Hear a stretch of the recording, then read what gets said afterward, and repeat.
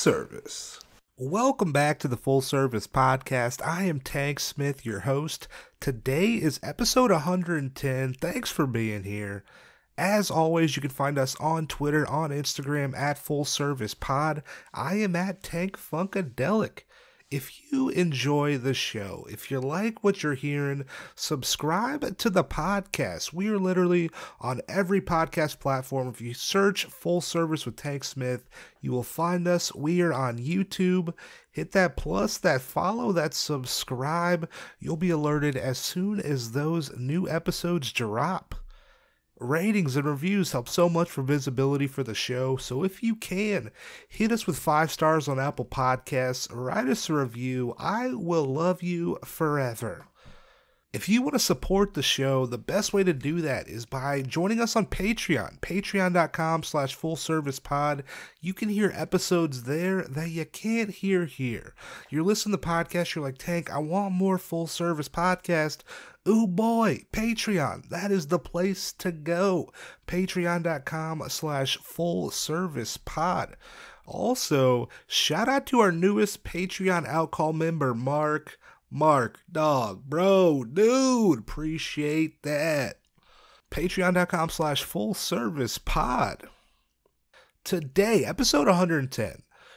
Special episode. This is the last interview of the podcast. I mentioned last week, if you've listened to last week's episode, you already know the show is ending at the end of the year. So today is the last interview of the podcast. And if this is the first time you're hearing that and you're shocked, hey, listen to last week's episode. I talk about the end of the show. And if you want to hear more on Patreon, we got an episode where I sit down with my buddy Mike. We talk for like an hour about, looking back, reflecting on the show. It was a lot of fun. You can find that on Patreon, patreon.com/fullservicepod. Ooh boy, today, I'm excited. My guests are partners, they are sex workers, they are writers, they host a podcast together. This is a podcast that I probably started listening to like a year and a half ago. It's one of the most informative sex work podcasts that are out there today. That is the Peepshow Podcast. My guests are host Jessie and PJ Sage. They are on the show today. So glad that I get to have them on at the end of this show. Their show, the Peepshow Podcast, is actually ending as well. And so I was like, oh my God, gotta get them on the show. We sat down maybe like 2 weeks ago now, and so I'm excited to play this.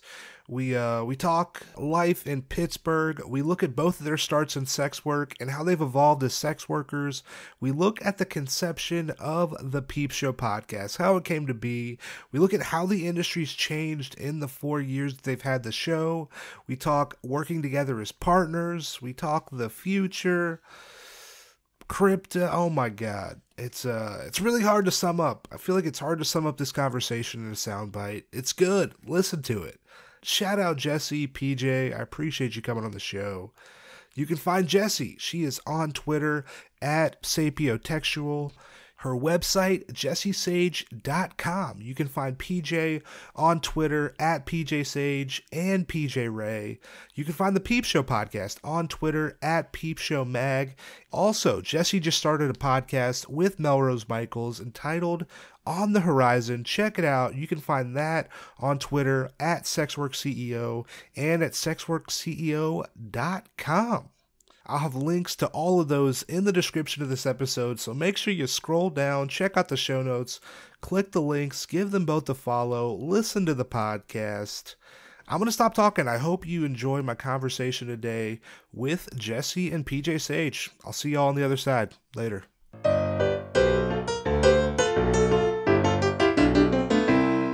Welcome back, listeners. It's Tank Smith. I am so excited for today's episode. So excited. My guests, they are partners, they are sex workers, they are writers, they are podcasters, hosts of the Peepshow Podcast, Jessie and PJ Sage. Thanks for being on the podcast. Yeah, we're super excited to be here. Hey. Heck yeah, this is great. I feel like when I first started, when I started this podcast in 2019, and I started like looking out there, like what other sex work podcasts are out there, and one of my friends recommended Peepshow, and I feel like there's not many podcasts, sex work podcasts, that are so in depth and so many different issues. And I love it. It's people Oh, listen to thank you. podcasts right now. I've mentioned your podcast several times on my podcast. I try to like, sometimes I feel like I try to get like journalistic and like try to like cover stories. And then Mm-hmm. every time I'm like, okay, this is pretty good what I'm saying, but if you want a way better, just way more informative, just all around like better product, listen to the Peep Show podcast. I've said this multiple times. That's Oh, very thank kind of you. So I'm glad you're here. I'm currently in Atlanta, people. Jessie, PJ, where are you joining the people from? We are in Peep Show in Pittsburgh. In Peepshow land. Awesome. In Pittsburgh. We're Peep Show from Pittsburgh, PA. Picking a peck of pickled peppers. Yeah. I know, right? It's tough. It's tough. How's Pittsburgh? I like Pittsburgh. It's nice. It's unusually sunny right now. Well, I mean, right now it's night, but the last couple days it's been unusually warm. It's sunny. It's been like completely cloudy and overcast because it's Pittsburgh. It's just not snowing. Okay, it's not Okay. snowing. The bar is for sunny is set really low in Pittsburgh. Okay, that's fair. It's sunny if it's like not if snowing. you can see the cloud, like the sun in the sky at all once every 3 hours, then it's sunny. That's If like one ray of sunlight Yeah. breaks through. Okay, but it's not freezing, so I'm not complaining. I mean, that's good. That's not freezing is positive. You saw the sun. It's not freezing. That's a good day. Yeah. Heck yeah. I've never been to Pittsburgh. I looked it up on Google Maps yesterday. Did a little bit of research. Y'all got 3 rivers happening. We do. We sit at the intersection of 3 rivers. How's the rivers? I like a nice walk on the banks. Well, I mean, given our, renowned industrial history of coal mining and steel production, as you can imagine, they are Oh. gloriously brown and toxic. So no swimming in the rivers. No swimming in the No, rivers. no, nobody swims in the rivers. I grew up here. They used to. This was like a joke when I grew up. The like old timers would talk about, going swimming in the rivers back in like the 30s, 40s, 50s. You'd go in and like 15 minutes later you'd come out with like a sunburn, but really it was just like toxic chemicals burning your skin. Jeez, Oh, really? God. I didn't grow up here, so I don't know these stories. Yeah, you get like a, I don't know, what is it, like a 1st degree burn just from Oh my yeah, gosh. totally. Just a My teacher chemical burn. talked about that. Do people ever swim? I've lived here for 15 years. I've never seen anyone like swimming in the river. I've seen them like on a boat floating in the river. Yeah. Okay, that still seems risky to me because it could capsize and then you got, it's not good. What's happening? Yeah, they're pretty intense rivers. So, I think there are like little areas where it kind of, there's like a little, I don't know, where it gets less deep and kind of hooks off a little bit that you can, but for the most part, I don't think you can Yeah. very safely swim in them. Okay. I mean, apart from the It's- toxic chemicals. It's just pretty. We have the- like pretty skylines. Like, they're nice to look at. Yeah. Okay, because I looked last night and I was like, y'all got a little Manhattan. It looks like going on there. Yeah, it's nice. It's I think it's a very underrated city, I have to say. It's nice. I'm It's a nice pretty place. sure that's the first time anybody's ever compared Pittsburgh to Manhattan. No, I love Pittsburgh. Don't get me wrong. I feel like I saw a picture last night on Google Maps and I was like, wow, that is beautiful. But everybody I talked to is like, no, it's not like that. No, it is. It's a really pretty city. beautiful. Yeah. And it's, I mean, again, like we have this industrial history, back in the 70s, same thing. Like the old timers always used to talk about, you would like go into the city, you'd bring a backup shirt because like halfway through the day, whatever shirt, you were wearing would turn dark gray just from picking up all of the, dust, the smog in the air. Oh, wow. And then they'd like change midday.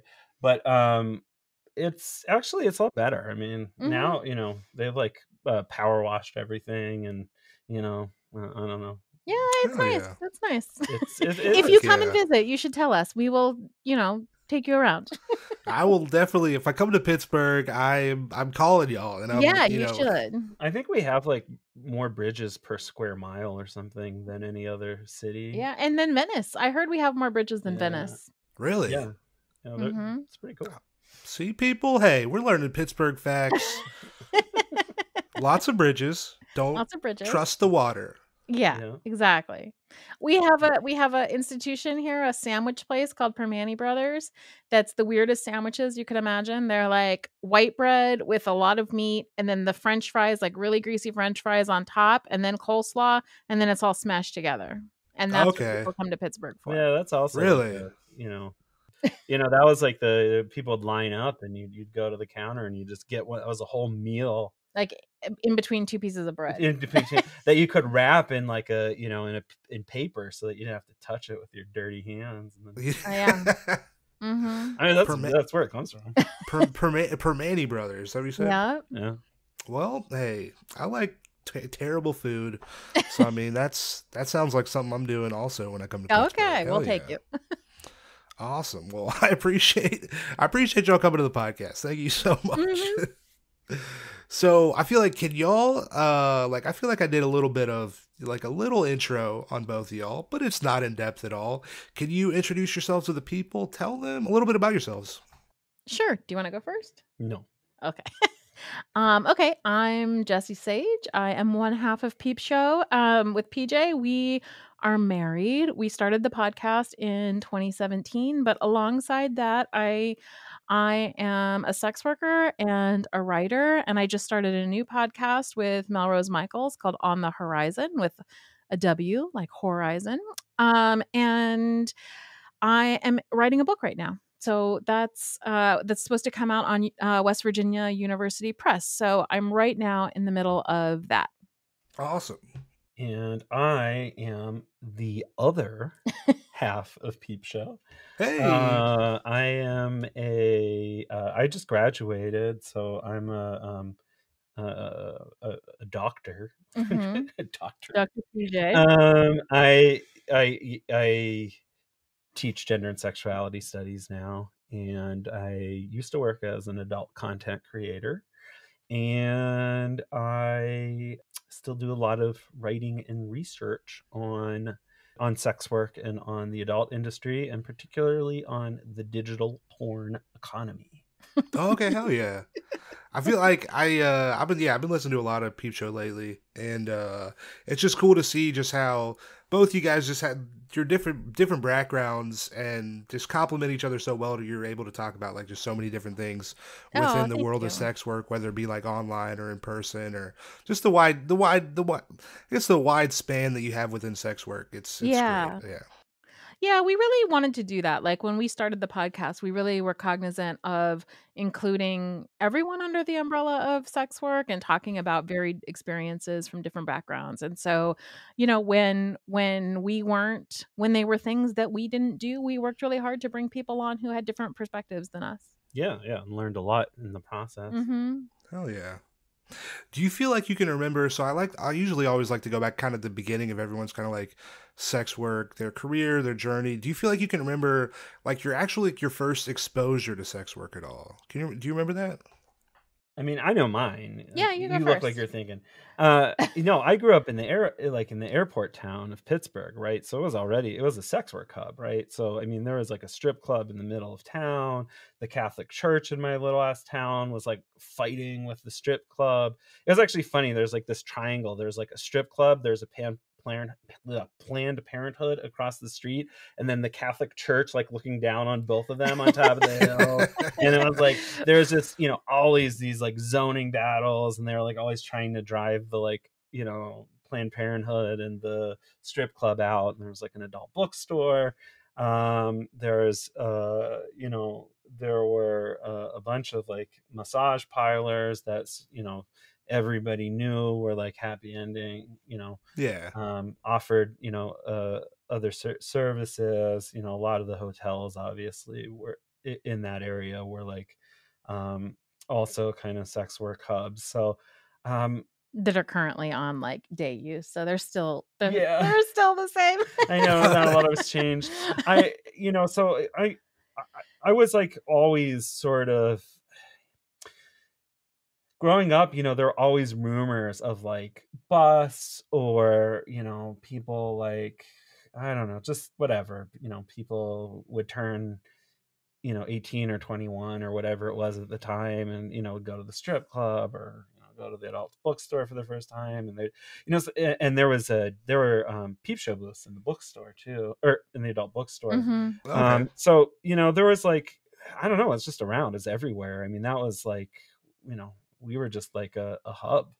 And so I guess like I always had at least a faint awareness. Mm-hmm. Though to be honest, it really wasn't until I left Pittsburgh and went to college in Went to grad school. yeah, in Maryland. Maryland. Thanks for the words. Yeah, and then I like started hanging out. I'm also like a photographer. I mean, that's more of a hobby thing, but I started like hanging out with a lot of circus performers and other kinds of like performing artists and doing a lot of photography. And I just met so many people, who are like supporting their art through sex work in those communities. That's when I like really started to form like, deeper connections with like sex workers, and then like got interested in doing sex work myself.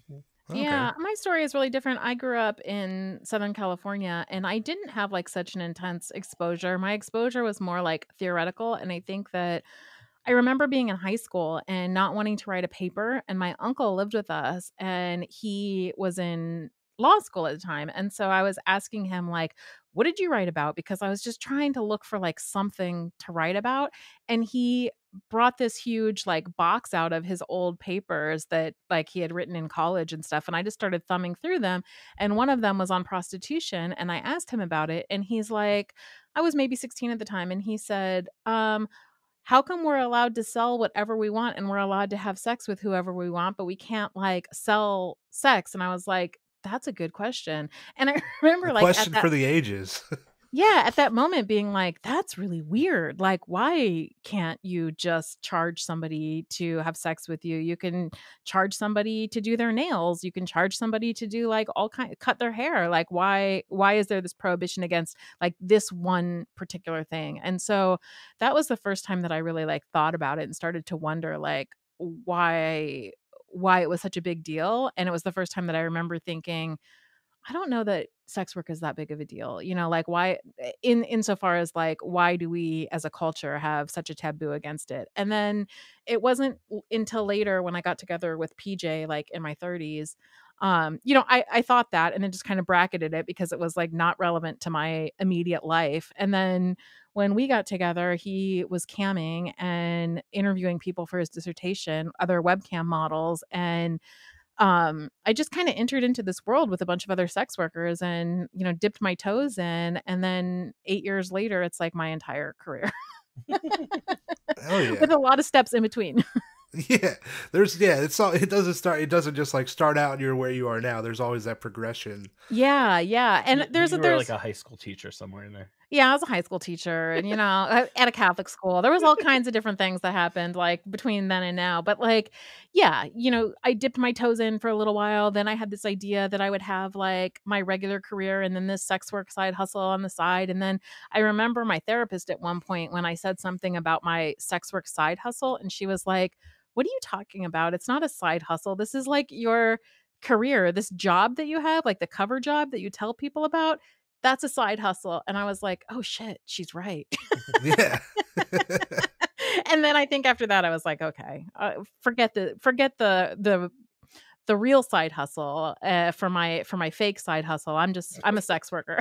Yeah. Did you look at it any differently once she said that, where you're like, oh wait, this actually is like the main thing?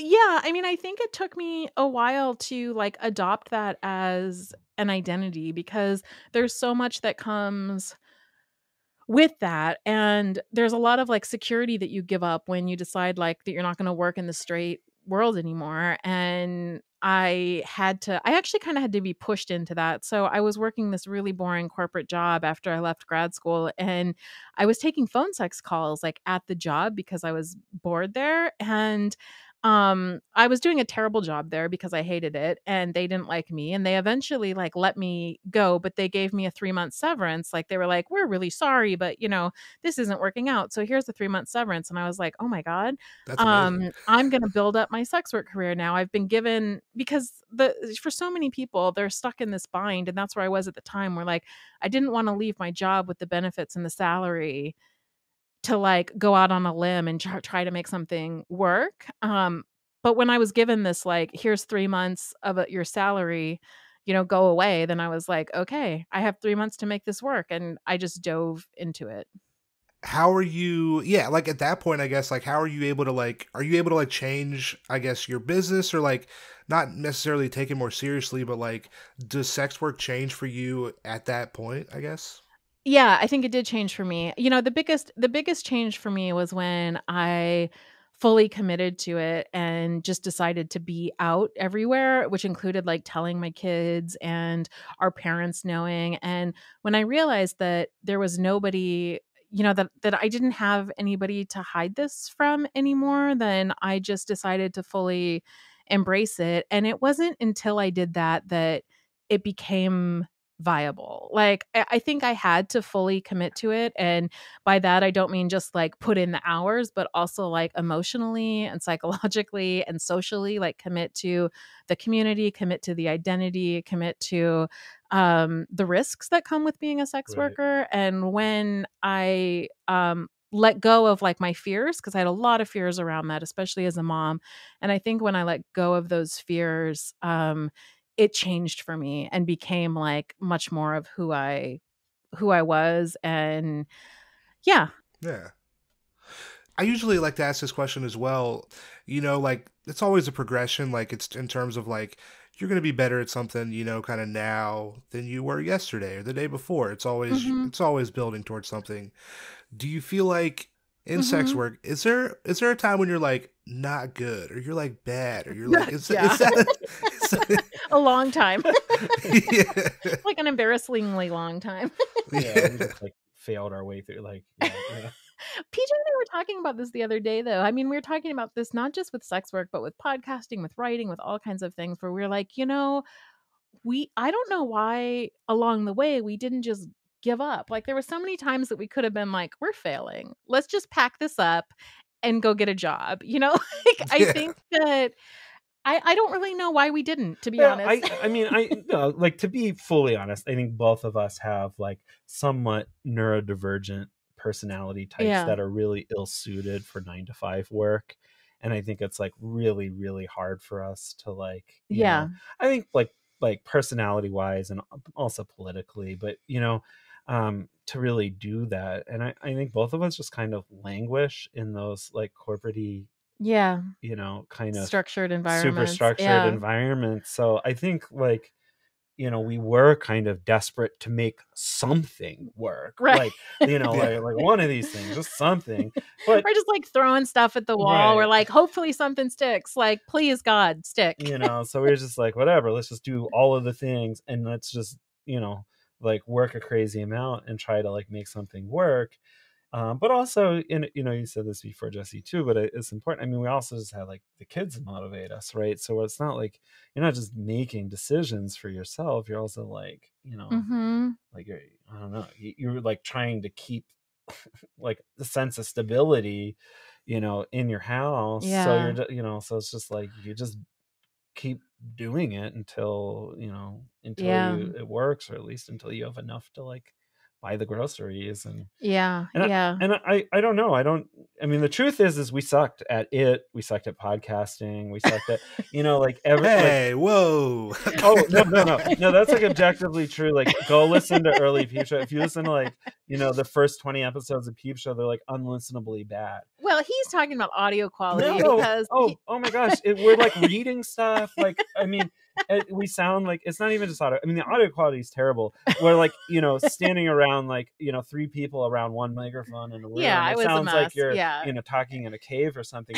But beyond that, it's like we are so stilted. It's like you feel like, like they have those like high schoolers like doing the like daily news, and like the morning announcements. Like that's how, that's like how our podcast sounded. And it was so bad. And, and it was the same way. We just like, when we first started camming, like I was afraid to talk to the camera. I like would not, we did it together. I would not speak to the camera. Like if he got up and went to the bathroom and left me with like the people in the cam room, I was like, what am I supposed to say to them? Like, you can't leave. I don't know what to say to them. It was it was hard. I feel like though, like when you're creating something new or you're going into something new, like if you do have to kind of have a little bit of that ignorance or just like naivete to be like, we could do this or this is possible. Totally. Like just that otherwise hopeful. It's like too overwhelming.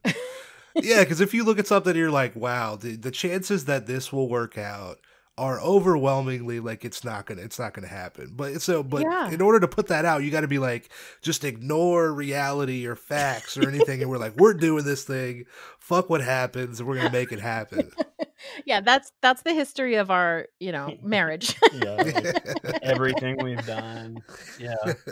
I don't know. And so it was, I mean, the truth is, and like, honestly, we did fail at a lot of things. And I think this is really important, right? So we never really were successful at camming. Like we just weren't good at it. Yeah. Like we were like occasionally like scraping enough, money together to make like a grocery run. Right. But it wasn't like, we were always doing other work then. It was just like one of a number of jobs that we were trying to do. And then it was like, and then you tried phone sex. And I was like, oh, wait a second. I was good at that. Yeah. I mean, you could tell. It's your story to tell. But yeah. No, I mean, I think that like I started that. And even the first day I realized like, wow, I really like this. I like talking to people in these one-on-one settings. I am really into people's fantasies and super nosy and being like articulate and nosy and like super curious about sex, like all together was like the perfect recipe for a good phone sex operator. Cause I was like, wait, people are going to call me and pay me by the minute to tell me what they jerk off to. Like, I want that. And so I like, that's awesome. And so that became, like my bread and butter for a long time because I was good at it. I could make like a relatively okay, like full-time salary. And let's face it, you're also nosy. So you just love interviewing people. I did. So like PJ would say that I did phone sex like it was a job interview because people would call me and they would start and I'd be like, really? Why do you think that? Why did you do that? How long have you been doing that? When was the first time you did that? That's smart. I would walk by, like the door would be open. I'd like walk by the groom and she'd be like, so in the 4th grade. Wasn't that but it was a good recipe to keep people on the line for a long time, which you want to do if you're making money by the minute. So so she was like collecting people's life stories and they're like paying her to like collect their life stories. So like I did that for a while and then we mini vids came on the scene. I think that was really transformational too. I'm not gonna say we were like great at that kind of stuff. We made some good clips though. But we did. Like that was much more comfortable for us. Like, I mean, we're introverts and like PJ is really into like the art of it. And so we made some really cool clips and I had a lot of like crossover with my phone people who wanted like custom clips. And so that was a pretty good business for a while. And the other thing that was really nice about that is like we really connected with like a community of people who are making clips. And we even got like a little nomination once, and like, oh nice, oh yeah, I saw you got the XBiz now. We did, for like couple duo clipmaker or something like that. But it was really cool because then we like met all these people, and that was like also really energizing to see like how successful and like brilliant people were. Because like honestly, I'm like still blown away by like the talent and like genius of so many people who are like have like a camera and like a ring light and are making like insanely cool stuff, Yeah, I don't know. And then like eventually when Like before COVID, I started like dabbling with some of my like phone regulars with doing like in-person work. And then COVID, I think, totally burned me out, like a lot of people, where I don't know, I couldn't sit at home like in front of my computer anymore. Like I just Yeah. had it with like online, being online, meetings online, content online, everything online. I just didn't want to do anymore after 2 years of like sitting in the house. And so and our quarantine experience was prolonged because PJ was sick 6 months prior to that. So we were pretty much like in the house while he was getting chemo treatment, cancer treatment, before all of COVID started. And so um toward the end, when I knew I was going to be able to be vaccinated at some point, I just like transformed my whole business and shifted into full service work, which is like has been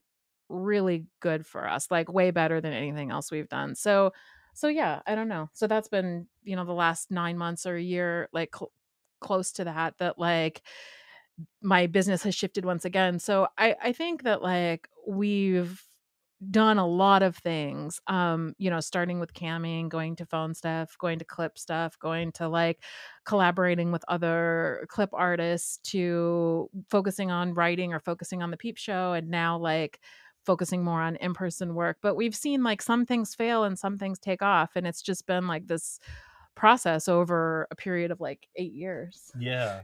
Like you said, you got to like try different things, keep throwing at the wall and see what sticks. It's really all about Right. like, there's so many different like, avenues in sex work, and it's like finding that thing that you want to do. I feel like has to be just a good thing. When you try, you're like, oh shit, this is what I like.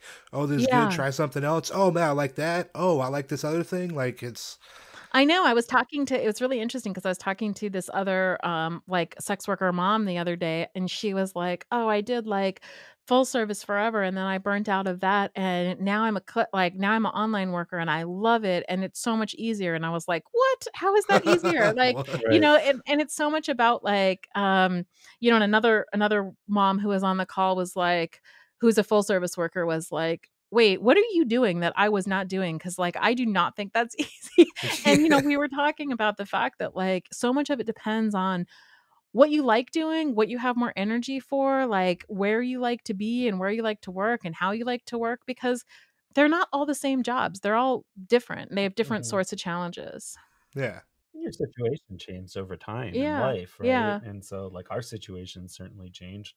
Mine with my health has certainly changed, right? So, Yeah. like, I've had cancer twice in the last 5 years. So, for me, like, my relationship to all work, including Yeah. sex work, has been like constantly changing based on what my health will allow. Mhm. Yeah. Um, and and so, I think people, even like you were saying, some things work for you for a while and they stop working, Yeah. and Mhm. that's, I don't know, we don't, all of that messiness often sort of disappears from, or it's like hard to see that from the outside, Yeah. Yeah. and like, and at least I know from our experience, it wasn't like we were like, I have a plan and I figured out how to do life, and here's, we're gonna do this and then we're gonna do this and it's all gonna work. It was like, Yeah. Mhm.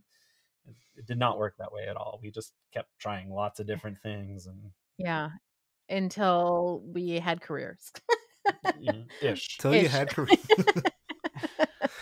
How was that working together? Being in a relationship together and also being able to work together. How has that been? Oh, we're like actually good at that. I mean, we we have totally different sets of skills, and I think that that's made it really great because we're better in the projects that we do together. They're better because we do them together, because I'm not a technical person at all. PJ's really good at that. And I don't really want to be, and so So you've learned a lot. I've learned a lot, yeah, but kind of kicking and screaming. And I'm more of a people person, and spend a lot more time like cultivating the relationships so that we can get people to come on the podcast and do things like that, and manage more of the social media and stuff. So I think that it's been nice because we kind of pick up the slack for each other, and have different sorts of skills. And so that's been good. It's been hard, I would say, because he does a lot, or PJ does a lot of the behind the scenes stuff, and I do a lot of the in front of the scenes for Okay. what is the word for that? I don't In know. front of the Front camera, Front behind the stage. camera. Yeah. And so I've gotten a lot more credit for a lot of things that are actually things that PJ and I have done together. And so like navigating that has been a little bit difficult, but in terms of our how we do that, how we talk about that, how we talk publicly about that. But I don't know. I should let you say what your perspective is. No, I mean, that sounds right. And certainly, like, you've also written a lot, and I think Mhm. writing gets a lot of attention, Yeah, yeah. credit, and which is good and deserved. Mhm. And I took a different path that involved like doing years of research and then like writing a dissertation, which is really like not something a lot of people read, and they certainly Mhm. don't read it until it's been published. And so so I guess I haven't had as much I'm just actually kind of getting to a point in my life where I can Yeah. do Mhm. some of that like um more public work that Right. whereas I agree, a lot of what I've Yeah. done has been behind the scenes. Yeah, I just mean to say that like a lot of what people attribute to me is actually things that we've done together. Well, Okay. kind of That you makes do. sense. I mean, Yeah. we do. And I mean, I would say the same, right? So it's Mhm. we're constantly bouncing ideas off of each other. We're constantly talking each other through Yeah. things, We and read each other's work, and yeah. yeah. And I mean, we have our own voices, and we have our own, styles, and our own, I don't know, things like we like, to do, but and make. But I do think that we really do collaborate a lot, Mhm. and Mhm. Better um, together. Yeah, yeah. I mean, we have our like moments. We are married. I mean, it was funny cuz I had this feature in Hustler magazine, and PJ, they asked us to send in pictures for it, and PJ was like, "Well, we'll just take all new ones for this," which is great because then he gets, Hustler bylines for Have his photo pictures. credit. But like that was the biggest mess. Like we fought the whole time about this entire shoot and like hated every minute of it. And I was like, "You would never talk to another model like this." And he was like, "You're not another model. Stop blinking your eyes." And we were just like fighting the whole time. The And ring then light's not that bright. mm, and then the magazine came out and people were like, "These pictures are amazing." And we were like, had to pretend like they just like popped out like that, You're like, yeah. They were good pictures, but yeah, I mean, but we have our own. I mean, in some ways, it's nice that, like, yeah, I don't know, it can be hard and stressful, but like, I don't know, we talk through things, and I don't know, maybe you don't always talk through things with colleagues or something, yeah. like we Mhm. Yeah. we do talk through our like roadblocks in terms of like our collaborations, and so I think it's good. Mhm. Yeah. Oh Yeah. yeah. What's the motivation? What was the motivation for starting the podcast? How did that happen? What was the conception of Peep Show? How did that happen? You want to go? Well, yeah, I mean, the short story is that we were driving home from a conference or convention in Montreal. Yeah. Conference, yeah. Mhm. And we came up with it on the car ride home, and we had like plotted it all out by the time we got back home. The long story is that I was really becoming dissatisfied with this process of doing academic research, and I had this like 6-month long struggle with my institutional review board, the ethics review board, about like how I was conducting the research, and I was like frustrated with them because I felt like they were demeaning to the models I was interviewing and not allowing me to give credit to people for what they were saying. They wanted me to like anonymize everybody, and anyways, we got there was just a lot of frustration because I felt like in any case, just the way the academic process works, I was doing all these interviews and kind of vacuuming up all this information, but it takes so long to like return that to the community in like a meaningful form, going about the academic process. And I started to think like, I really just want to, if I'm doing all of this, and I'm having all these interesting conversations and asking people for their time. Yeah. Like I want to give something back more directly to the community. I want to like make something that's for the community and not just for like academics about the community. Yeah. Okay. And I mean, obviously I like doing it because I'm also hoping that like by elevating, people in the community's voices, that will help influence, people more broadly, policymakers and that sort of thing. But I really felt like in terms of the podcast, it was just, this desire to like, to not just take from the community, but to really like give back something to the community, and to like make these take these kinds of conversations that I was having, not the exact conversations, but the kinds of conversations I was having, and package them in a format that was like, accessible and meaningful and useful to the community. And that was like the germ of the idea. That was like what, where it started, or like what motivated me to think like, hey, maybe this would be a good idea. And then that's like what started the conversation. We kind of took it from there. Oh yeah. If you want to add in. No, that's good. That's a good synopsis. Yeah. And I then like co-sign that. and then like once the idea was out there, then we like, started talking about it and building it and thinking about like all the different things we could do with it. But that's where the idea came from. Yeah, and now we're closing it up after we have 4 more episodes that we're going to do, and then we're going to hit 100, and then we haven't even we've only like casually announced this. We haven't like really announced it, but we're closing the Peepshow chapter. Yeah, we're gonna wind down and kind of archive everything.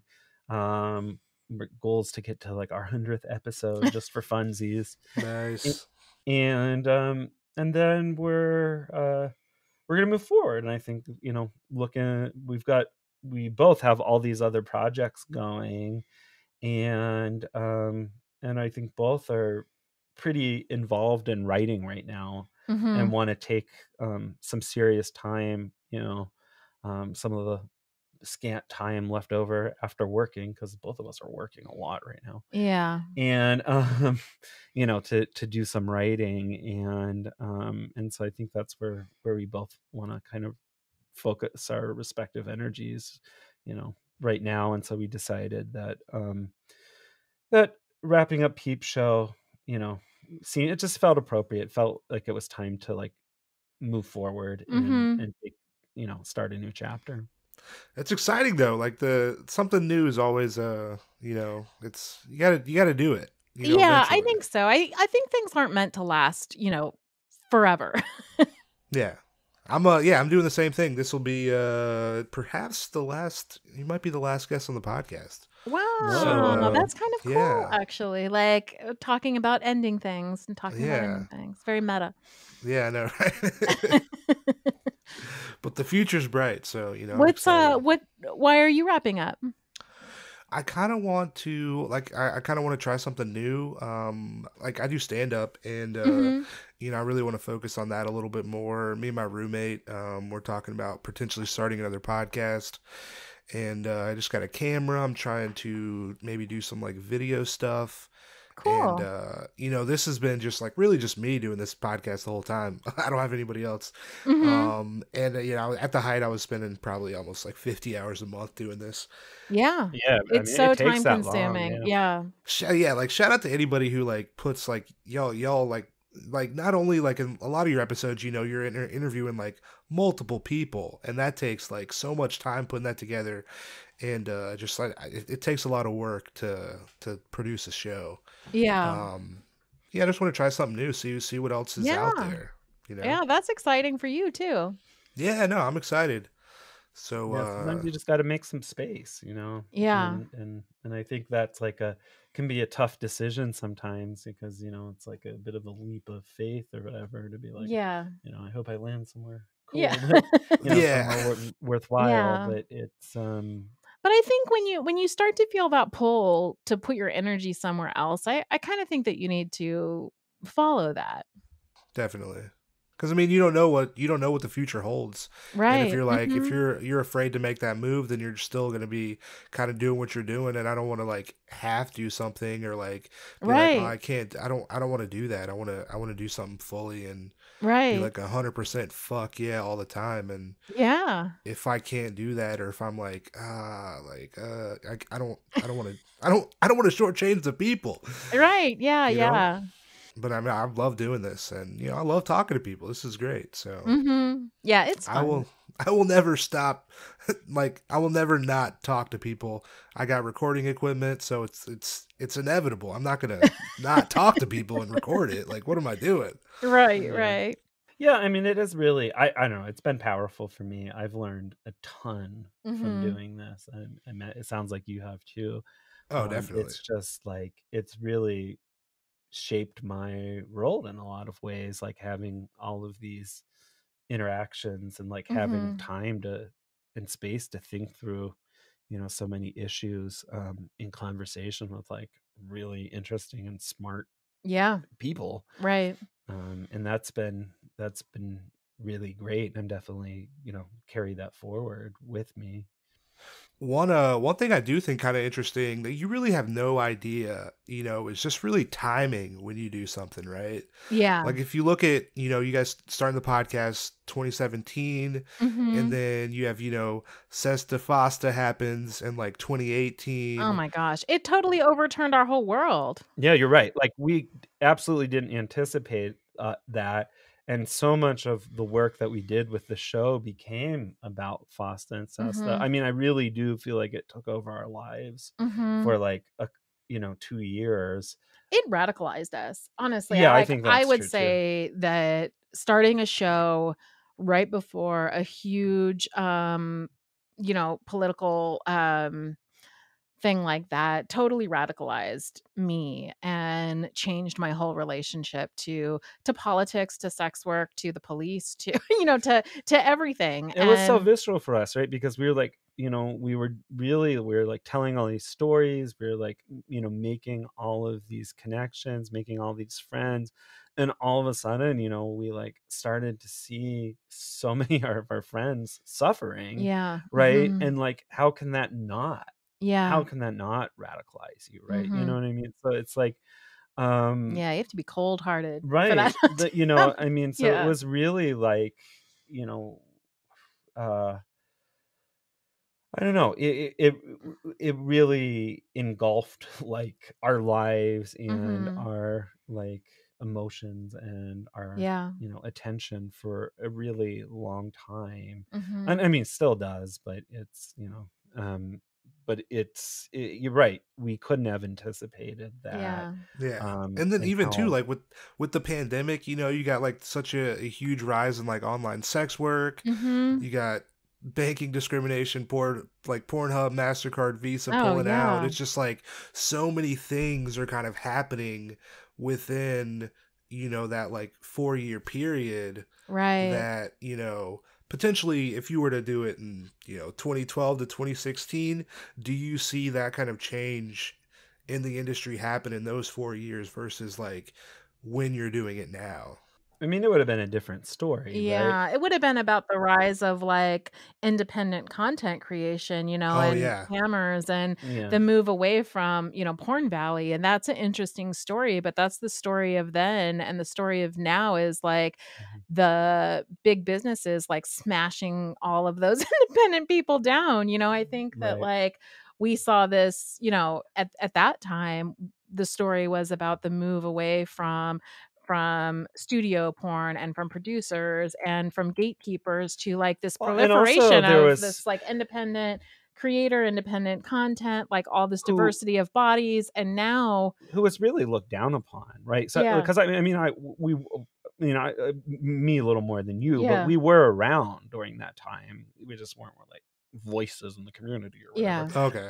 But like, you know, around enough to and camming at that time to remember, I mean, you know, independent content creators, cammers, you know, were still like really looked down upon in yeah. 2012, right?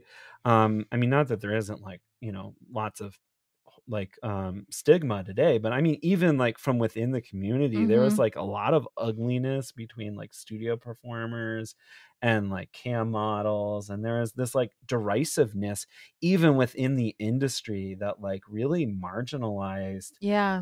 but also like I think the industry like felt threatened by that, and so there's like, you know, so much tension, but that tension was like so often like in inter-community or Yeah, intra-community but then like, tension. but then when False Sorry. Decesta hit, like that changed so much because suddenly the attack was from Right. outside, and there was this like growing solidarity that I think has Yeah. eroded actually. Like, Right. but Well, you know, that and everybody moved to independent content creation just like for practical reasons of like like, at COVID and stuff. Yeah, well, no, I mean just yeah, in order to make money. I mean, right, I mean, right. who doesn't, you know, what like porn performers aren't also like On dipping their OnlyFans, toes, yeah, and you know, yeah, in OnlyFans or camming or right, you know, there was again, you go back to like 2012, there was like this like stark distinction between yeah, like I'm a porn star and you're a cam girl, and those, you know, yeah, never yeah, the twain shall meet, right?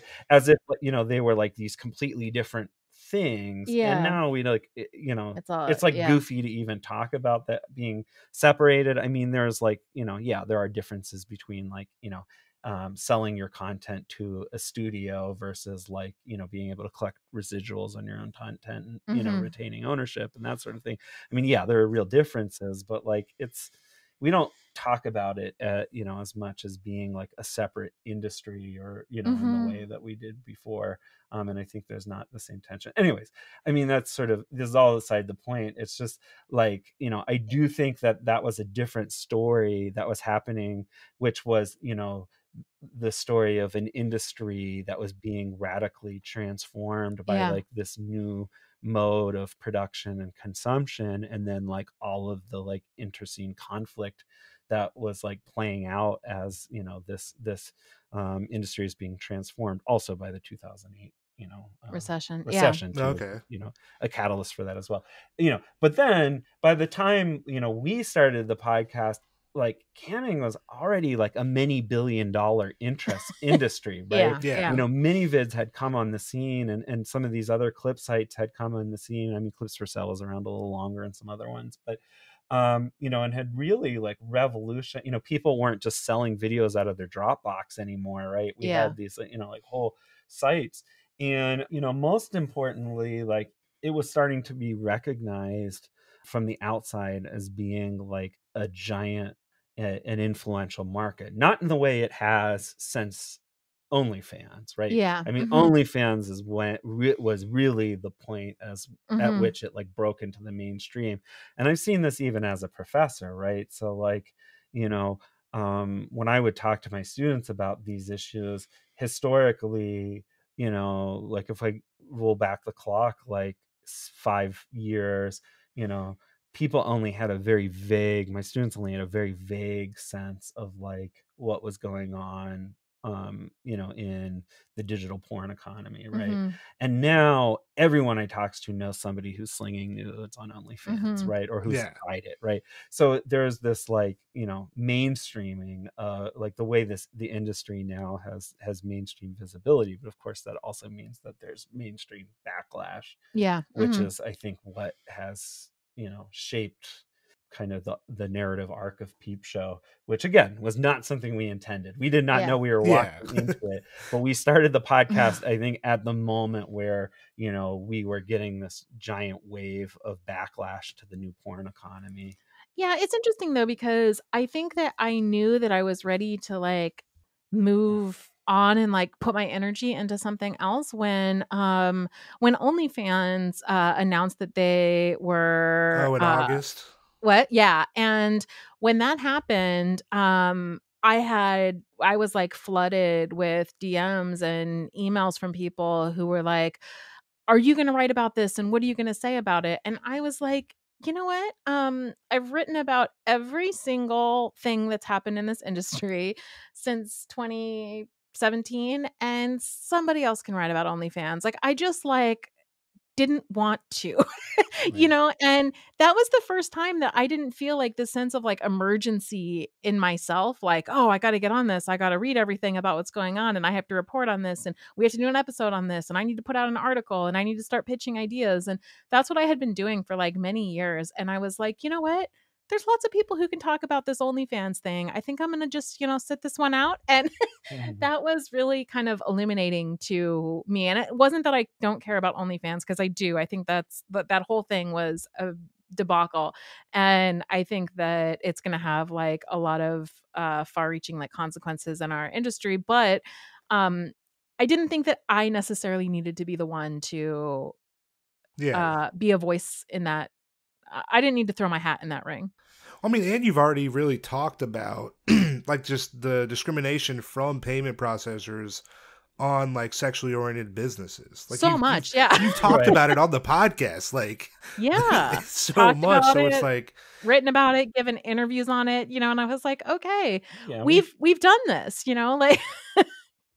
Right. It's like we're just repeating the same thing. I mean, I did write something on it, but that was good. Like, but you're right. Like, I hear you. It's, at some point it's like people don't need to hear us saying the same things over and over and over again. Like, there's like definitely space for other voices, and you can't, at some point you get burnout. Like, burnout is real. And when you're doing that kind of especially this kind of work where you're like responding to like crisis after crisis after crisis in the community. And you're like, trying to cover like people's fears and struggles. And like, a lot of what we did with Peepshow was like go around and collect those fears and struggles. Like, go to conventions, have people call in, tell us their stories. And like, and it was just, but like that's emotionally fatiguing work, that kind of storytelling, especially in the wake of these like seemingly endless crises. And I don't know, like part of it is just like honestly just like being emotionally spent, like and that's real too. So is there a way to predict the future of what like online sex work will look like in the future? Because I know, like, do you feel like it'll be sanitized at all to where, you can kind of work, even like it's legal now. It's a legal thing. It's crazy that it's a legal thing and it's being such. I think it's being sanitized now. Like, I think that there's more and more like censorship, more and more deplatforming, more and more demonetization. So yeah, but I mean, this is more of PJ's wheelhouse than it is mine. Predicting the future of the industry. I was gonna make like a cyberpunk joke or something. So I was gonna be like, we're gonna all put on headsets and jack into the console and okay. Sorry. That's probably what no, I do. I think I actually think it's hard to predict the future. I think like a lot of the future, futurism is wrong, but I think you're right. We might be at like a high watermark, especially with the pandemic, in terms of number of people involved in, who are creating content. And I do think it's getting harder. We've lost Tumblr, which was really, I think, a huge blow that we need, to talk a lot about, because it's not just how is it legal and how much is being produced, but it's also like what is the quality and range and diversity of porn that's being produced that I'm really interested in. Okay. Right? And I believe that it is more marginalized creators who Yeah. are going to be the first to suffer, from these crackdowns, and already have. And I think we saw that with Tumblr. I mean, we had entire sort of, little like niche erotic communities just kind of be, eradicated as a result of the erasure of that site. And I think that, it's, I mean, there's always going to be like mainstream porn, Yeah. and there'll always be studios. I mean, they could outlaw it, and they'll just go to Iceland or whatever and figure out how to like make it available if you have a VPN. Like there's always going to be some way that people are going to have like access to mainstream content. It's harder, and and I don't want to like downplay the real effects that has on people's incomes and livelihoods. I mean, these laws like have really negative effects, but I just want to make the point that they don't affect all content producers and all sex workers equally, right? Yeah. And so I think the people who are making who are really the furthest out there, kind of pushing the envelope in terms of representation, the people who are most marginalized, or most multiply marginalized within our community, those are the ones who are like suffering first and most by these crackdowns. And I think right now, anyways, that's been my real concern in the last like couple years is like seeing. Yeah, and I think when we say things like, well, it's legal, I think that doesn't take into consideration the fact that it's not the judicial system that is shutting down these accounts. It's big business, and I think that we need to pay attention to that. I mean, I recently interviewed Larry Walters from the Walters Law Group, and one of the who's doing he's the prosecutor in the Fosta Sesta case, that the Woodhull versus the U.S. Not prosecutor, but attorney. Yeah. Great interview. That was the conversation's great. Oh, thank you. And yeah, and I mean, one of the things that he was saying that I think is really important is that like the U.S. government is not supposed to I'm trying to think they can't do indirectly what they can do yes, directly. exactly. They can't do indirectly what they can't do directly, but they are doing indirectly what they can't do indirectly. Like 100%. Yeah, and so I think that that's really important to think about is like who's getting affected and how is it that they're getting affected, because it's not that content creators are doing something that's illegal. It's that their like way of doing it is being shut down in the back channels with payment processing, with all sorts of other things. And I think we learned this from the from what you get with like prostitution laws too. You don't actually need like prostitution laws to arrest people for doing full service sex work, because everything around it is like criminalized, and the laws aren't implemented fairly and equally across the board for all groups of people. And so they just like grossly misrepresent the law. I mean, here in Pittsburgh, you can't arrest somebody on a solicitation charge, but you can arrest them for possessing a cell phone or a condom in the commission of of soliciting. And so they arrest people for possessing a instrument of crime, which is a statute that was passed for like bulletproof vests, not for condoms or cell phones, right? But like they choose to and are allowed to so grossly misinterpret the law as to basically say that like if I'm chewing gum while I commit a crime, then it's the gum is an instrument of crime, right? Like it's absurd on the face of it, and yet they do it, and so they're able to so in some ways like the law doesn't even because I feel like matter. A lot of content creators and a lot of people who are on like the porn side of things are like, but it's not illegal what we're doing, and that's technically true, but that's not that's kind of besides the point. And I think that I mean, actually the bigger question is it illegal to discriminate against sex workers for doing it? And the answer is yes, it is legal to discriminate against sex workers for doing their job. And I think until we are in a situation, a legal Where environment that's like a protected where, status, which it's right, not. Yeah. where, and then there's still de facto, there's discrimination all over the place, and whether that discrimination is coming directly from the government, or it's coming from MasterCard, or it's coming from the Facebook terms of service. Yeah. Either way, it's still it still ultimately prevents you from doing your job. And it's not just that. I mean, they like they'll seize your funds, right? Right, right. I mean, they'll shut down your accounts. These banks pay payment processors stuff. I mean, they'll take your money too. Yeah. And so it's like it's not even that much different than like well, it's actually just as bad as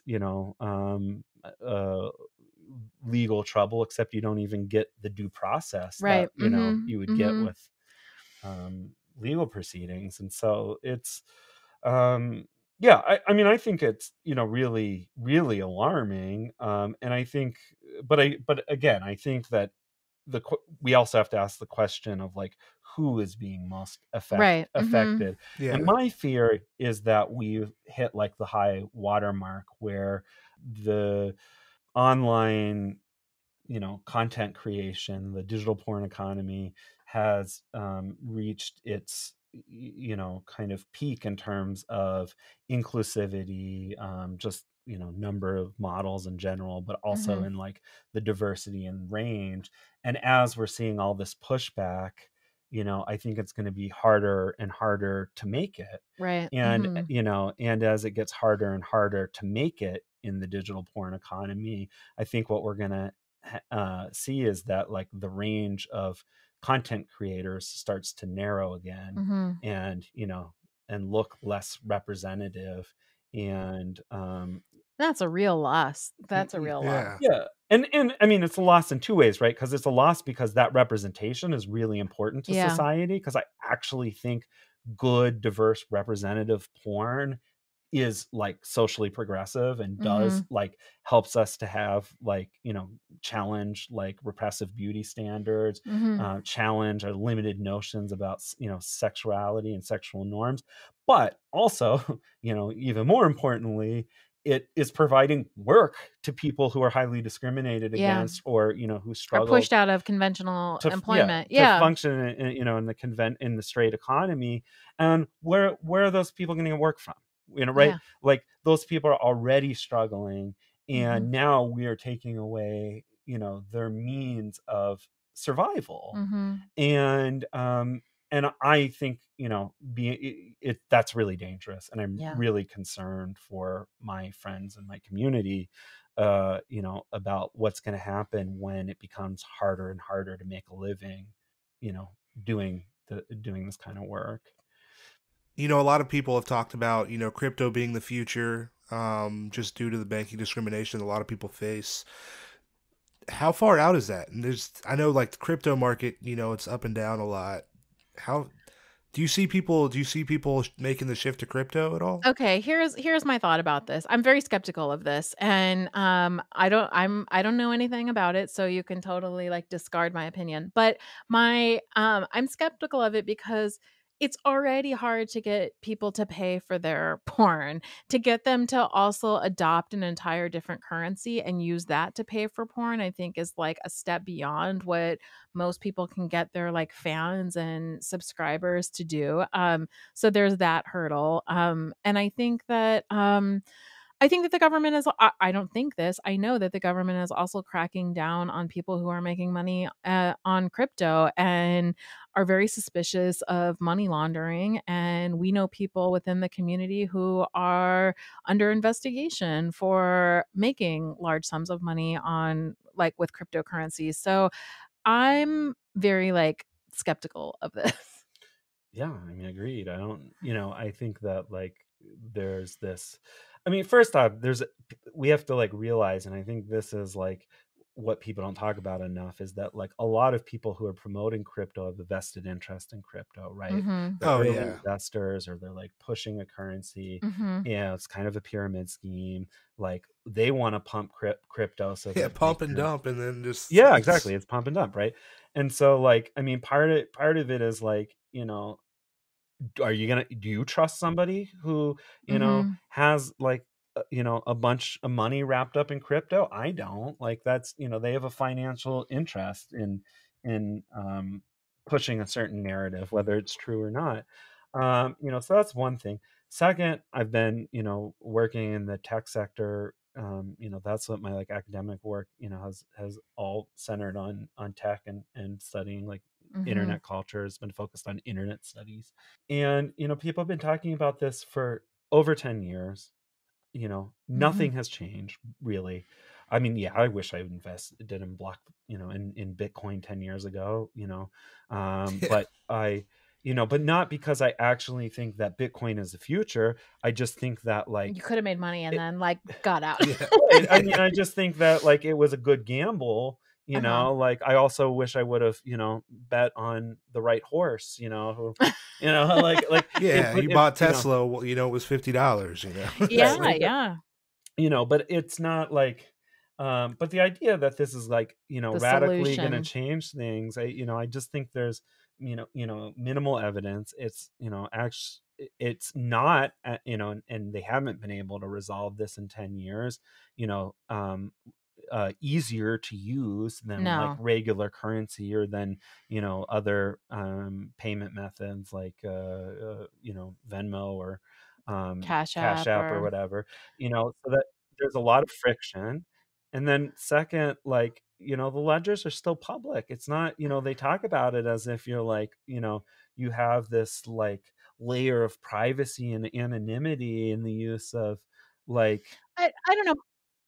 My feeling too is like more of a theoretical feeling, which is that like or not theoretical, but social. Like you can't solve social problems with like technology. The problems that we're having in like banking discrimination are problems of like um unequal access to resources. And I do not have any faith that tech bros from Silicon Valley right, have like the interest of marginalized people and sex workers, like first and foremost in their, you know, I don't think that they care that much about that. I don't have faith that technology that's run by tech bros from Silicon Valley is going to be the savior to marginalized right, populations. That's just yeah. outrageous to me. right. And we've seen this, right? So like we've seen this throughout the internet, you know, any platform, any app, any, you know, what happens is when these companies are successful, when they mainstream, right, They throw sex workers they throw off. Yeah. workers under the bus. So if, you know, if it happens that like,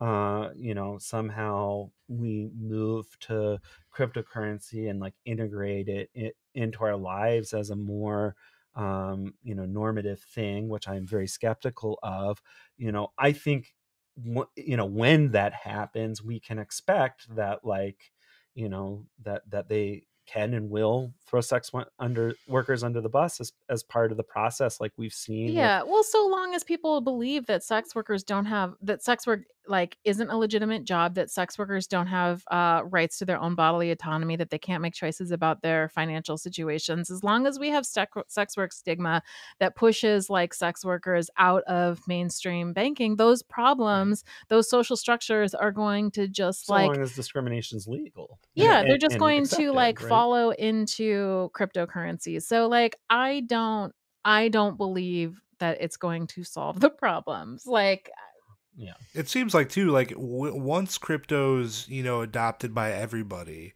the government will be controlling it just like they do the dollar now. So it's like I don't see how, oh yeah, they're already trying to do that. They're like, they're already trying to already control crypto, and it's like yeah. once everybody adopts it, it's gonna be the same thing as right, how regular money is now. yeah. It's not. And I mean, you know, I don't know what the, you know, there are some countries who've like, you know, tried experimental coins, you know, that are more governmentally, you know, government centralized. But you're right. You can damn well believe that like if crypto gets, you know, common enough, powerful enough, you know, the government will, step in to make sure that it asserts control over the economy. Mm-hmm. The government can and will inevitably regulate the Well, economy. you already see that with how they're trying to regulate cash. I mean, I think that like Yeah. the idea, and I think that this is important to think about, the idea that people are making transactions that aren't transparent to the government is becoming, now that the technology is available to push that out. It's I tweeted something about like surveillance the other day and paying for things with cash. And so many people like chimed in saying, because I know a lot of people who have, a lot of cash that they buy things with.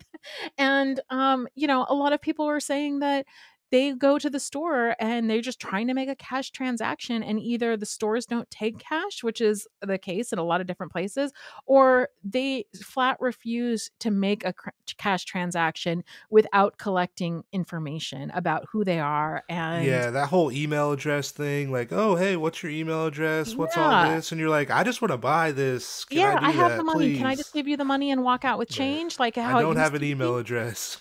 Yeah, Right. and that's just becoming like more and more impossible. And I don't believe that that's for convenience, or for, rewards points or anything. That's like for surveillance and control. And the fact that it's becoming cumbersomely hard to I buy mean, it's things not and always about control. I mean, part of it's about selling ads, and well, sure, I I mean, they're trying understand. to make money off you.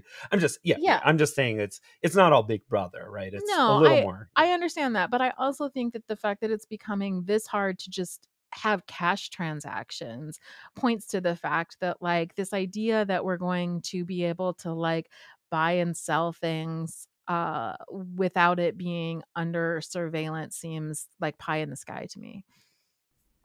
I guess my last question. I guess my last question for you. Where's the hope? Is there hope? Sorry, we like went off on a tangent. Oh no, this. It was wonderful. I love this I love this. I mean, for me, the hope is in communities, community Mhm. organizing, community. Right now, Mhm. gosh, sex worker mutual aid funds are just doing like they're doing all of the most important Mhm. work. And I think that kind of solidarity, that's what gets us through. Mhm. I mean, yeah, I'm hopeful, I mean, you have to be, to that we can bring about, bigger change in the long run. Mhm. I don't know. I have students. I see my students. My students are more, they are open-minded. They're more progressive. Um, you know, on a lot of these issues. Everybody knows somebody who's swinging nudes Mhm. on OnlyFans. I think they are a little less prone to like, the kind of reactionary politics that like, a lot of people in our parents' generation, Yeah. Mhm. bring to the table when it comes to sex work. I'm not saying that, it's, everybody has like, really progressive attitudes or whatever. I mean, Yeah. there is a shift. There is a shift in which like, I think some of the really important work, like that has been done in terms of, sex workers, writing and doing policy work and trying to shift the narrative, um, in the last 10-15 years has had some significant impact Mhm. in the way that especially like younger people are talking about sex work and thinking about sex work. And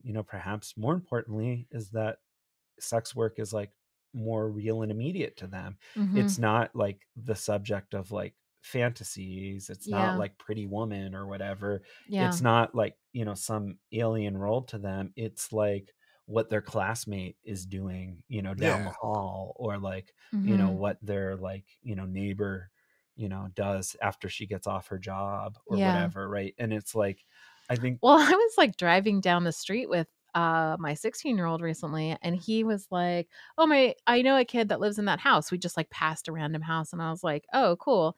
And then he said, "Her mom's on OnlyFans." And I was like, "Hmm, like, how do you know that? And Yeah. Right. but he wasn't. The thing that was striking to me about that whole and he's like, I don't know, we just know like who has like OnlyFans accounts and Who the OnlyFans moms who are. the OnlyFans moms are. And I was like, I wonder who his mom is. I wonder if I know her. But I was like, just, trying to get through the conversation. And I was thinking that the striking thing about that conversation was like the lack of like stigma or salaciousness about that comment. I think he told me that because he knows like about our careers and thought I might find that interesting, but it wasn't like a scandal. And I think that the way that like younger people are relating to sexual labor like as labor and as like a legitimate job prospect is really interesting. Right, because obviously like sex work is and always has been widespread. Yeah. That like everyone has always known sex workers without knowing they've known sex workers. But there is, I think, a little bit of a generational shift where there's a little more space to be open about it. That people are a little more aware that they know people who are involved in it. I think some of that comes from people dipping their toes into OnlyFans. In particular, it's not like a panacea. It's not like everybody's gonna like, whorephobia is gonna go away, just if we just like wait long enough. I mean, that's definitely, I don't want to be like Pollyannish about it, right? Yeah. Like people still know people who work on OnlyFans and religion will still be there, attitude. Yeah. But I so it's like trying to can't balance. undo like Judeo-Christian upbringing and a generation. Right. It's just like I want to I think it's important to be like kind of thread that needle and say like on the one hand we see like some really positive shifts, and then on the other hand like but still so much of the same, and I do think we can be hopeful. And I do think that at least again, as a teacher, if I put that hat on, I have found it's been easier to have productive conversations with people now that sex work seems more real and immediate and concrete to them.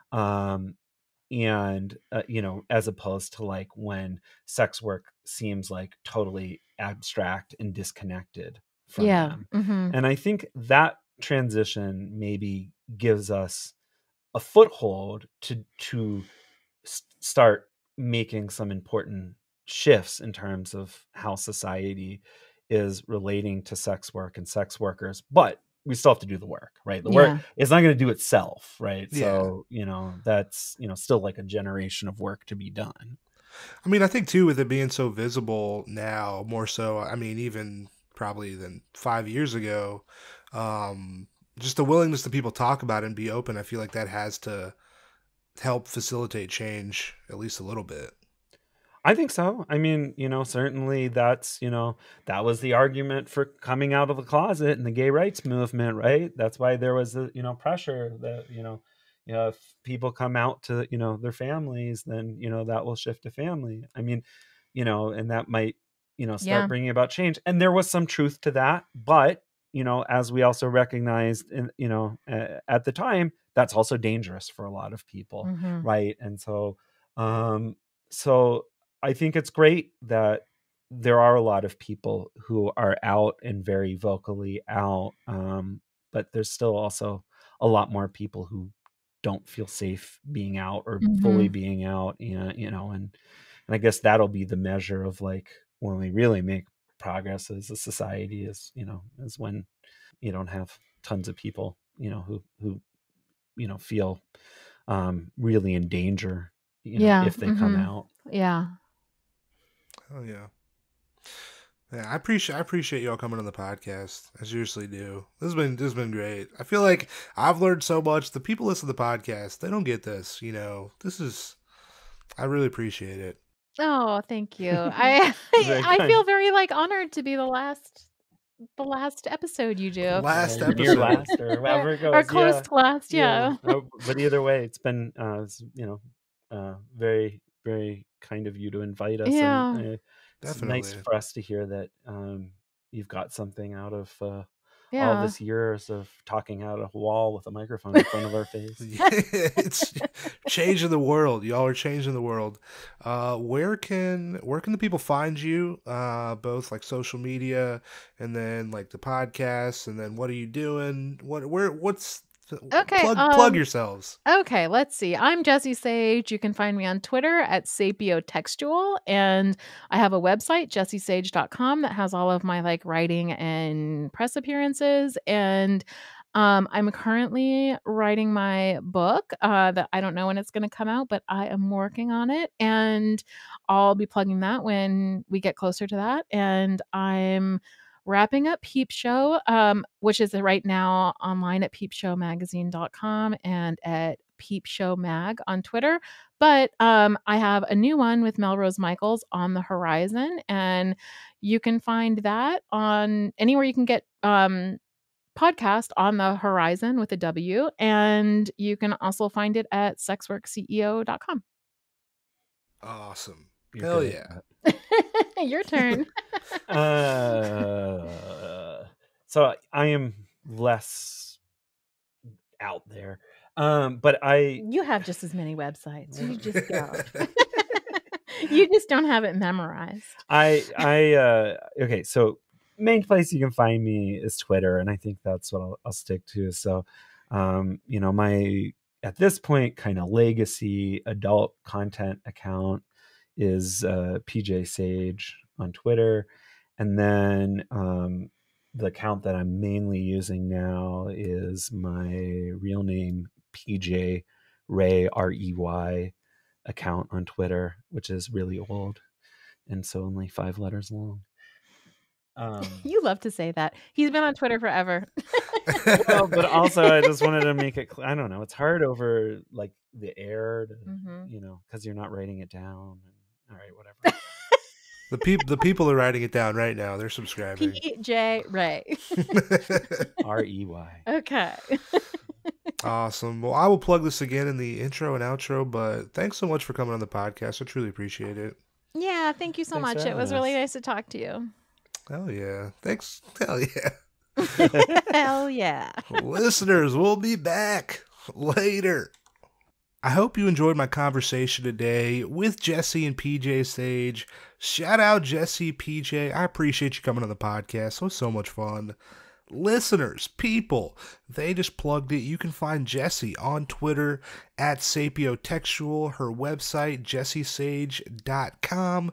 You can find PJ on Twitter at PJ Sage and at PJ Ray. Their podcast, the Peepshow Podcast, you can find wherever you find podcasts, but on Twitter at Peepshow Mag, also peepshowmagazine.com. You can find Jessie's new podcast that she just started with Melrose Michaels on the horizon. Wherever you find podcasts, they are on Twitter at SexWorkCEO, the website sexworkceo.com. I will have links to all of those in the description for this episode, so make sure you hit the show notes, click the links, do the things, give them both a follow, check out the Peepshow Podcast, check out On the Horizon. So fucking good. As always, people, we're on Twitter, baby. We're on Instagram at Full Service Pod. I am at Tank Funkadelic. If you like the show, if you enjoy what's happening in your ears right now, subscribe to the podcast on whatever platform you're listening to us on. Tell somebody about the show. Tell somebody you know. Tell someone you don't like. Tell your enemies. Full Service Pod, see if they listen. Maybe you'll become friends. Maybe we'll mend, a broken relationship through the Full Service Podcast. Do it. But no, this has been episode 110. This is the last interview for the podcast. Thank you from the bottom of my heart to anybody that's been a guest on this show. When we started this over 2 years ago, I didn't know what was going to happen. I didn't know if anybody would talk to me. So if you did, if you talked to me on a microphone and we recorded it and we uploaded it for the people, fucking thank you, because this would not be a thing without you. And if you're listening to this show, fucking thank you for listening. I truly appreciate it. it's crazy. I looked, I guess a couple days ago, we're almost at like 68,000 downloads for the show. We've had people from all over the world, which was, hey, I didn't know what was going to happen. So thank you if you're listening to this right now. We'll be back in like the next like day or two. I got another episode I want to put out, kind of like I did at the end of 2020, where I took like parts from episodes that y'all have heard this year, put them together in kind of like a year-end compilation. It was a lot of fun last year. I've been actually listening through like pretty much every single episode that I put out this year over the past like couple weeks. And so I'm excited. I've been putting it together, and I think it's going to be really good. So check it out. That will drop either Thursday or Friday. And that'll be the end, people. That'll be the end of the Full Service Podcast. Stay tuned. I will be back. Me and my roommate, Mike, who you heard on the last episode, and also episode 90. We're starting a podcast. So that's going to be happening, hopefully, by like February or March, but I'll keep y'all tuned, baby. This is not the last time you're hearing me talking to a microphone, and I know you're sad, but it's gonna be okay. Hey, thank you for being here. Thank you for supporting the show. I'll see y'all 2 days. Let's say 2 days. I'll see y'all on Friday. Hope you're good. Hope you're well. Fucking be nice to people, okay? Later.